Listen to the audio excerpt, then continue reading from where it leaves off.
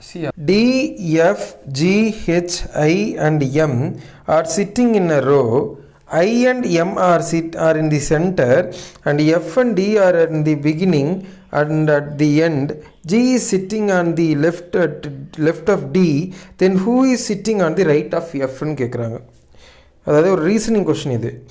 D, F, G, H, I மற்றும் M ஆகியோர் வரிசையாக அமர்ந்துள்ளனர். I மற்றும் M ஆகியோர் மையத்திலும் அப்படின்றாங்க. அதாவது I, M வந்து சென்டரில் இருக்குது. ஸோ மொத்தம் 6 பேர் இல்லைங்களா? மொத்தம் 6 பேர். இதுதான் கணக்கு. அடுத்து என்ன சொல்கிறாங்கன்னு பாருங்கள். எஃப் வந்து பிகினிங்கில் இருக்குது, ஜி வந்து லாஸ்ட்டில் இருக்காங்கன்னு சொல்லிட்டாங்க, அட் தி எண்டு.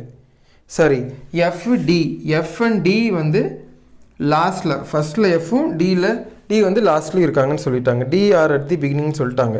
அடுத்து G is sitting on the left of பின்னு சொல்கிறாங்க. அப்போ டிக்கு லெஃப்டில் யார் இருக்கா?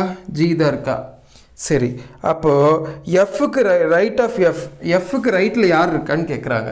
ஸோ ஆப்வியஸாக மொத்தம் யார் அப்படின்னா D, F, G, H, I, M. இதில் யார் இன்னும் வரல? ஹெச் தான் வரல. இப்போ இதோட answer is H. Option A option வந்துட்டாடா, மறுபடியும் ஹெச்.